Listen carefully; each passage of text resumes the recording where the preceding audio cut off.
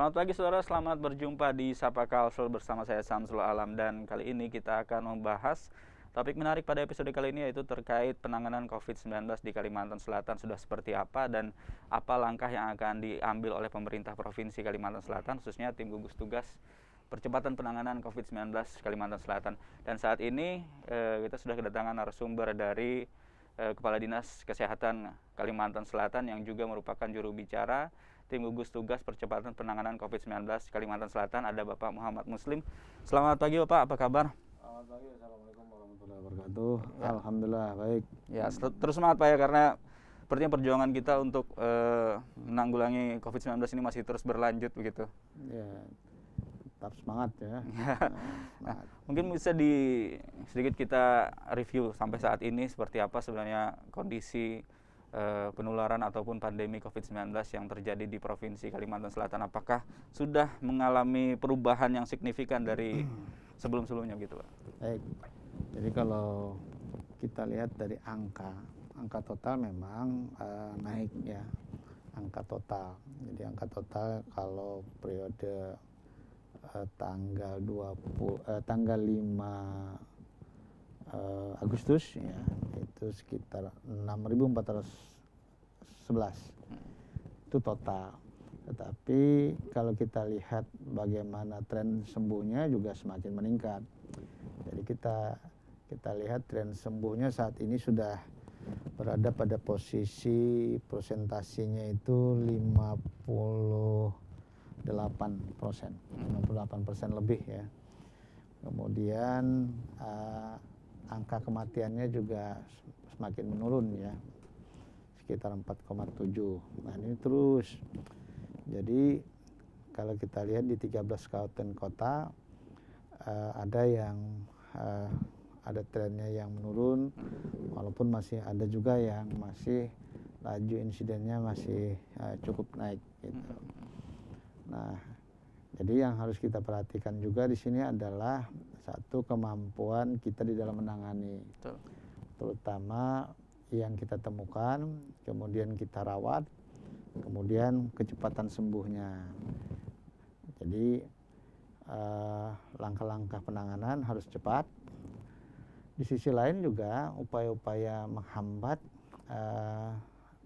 terjadinya transmisi penularan ini juga harus kita tingkatkan melalui kedisiplinan masyarakat kita di dalam menggunakan atau melakukan protokol kesehatan, terutama pada 3 hal ya.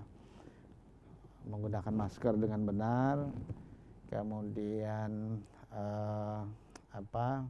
cuci tangan pakai sabun sesering mungkin atau menggunakan hand sanitizer, dan yang lebih penting lagi juga adalah menjaga jarak.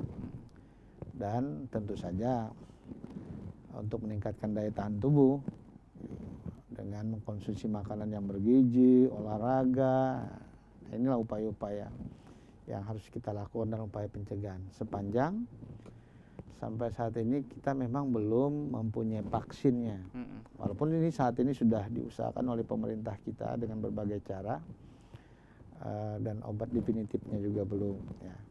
Nah, upaya kita yang paling utama adalah mencegah agar tidak terjadi penularan terhadap orang per orang maupun lingkungan masyarakat.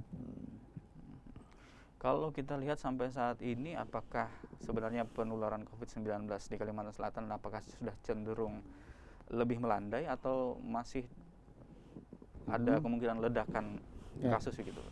Kalau kita berhitung pada 14 hari dengan hitungan reproductive time atau tingkat penularan, tingkat penularan.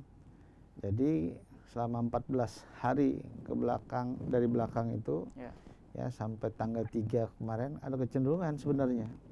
Ada kecenderungan sudah menurun ya. Ada kecenderungan di sana ya.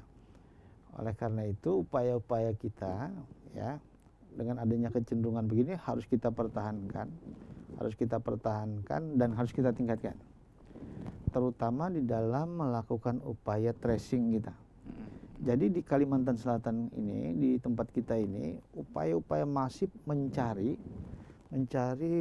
orang-orang yang diduga dengan kontak-kontak erat yang ada, ya, ini masih kita upayakan terus. Bahkan program kita berikutnya ini nanti akan kita lakukan memasifkan betul untuk menemukan kontak-kontak erat dari yang terkonfirmasi saat ini. Ya. Itu yang kita upayakan saat ini. Oke, sebelum kita lanjut ke upaya yang sudah dilakukan, masih ada pertanyaan di masyarakat, kenapa di Kalimantan Selatan masih meningkat angka COVID-19-nya begitu? Ya, tadi sudah saya jelaskan, satu upaya kita mencari.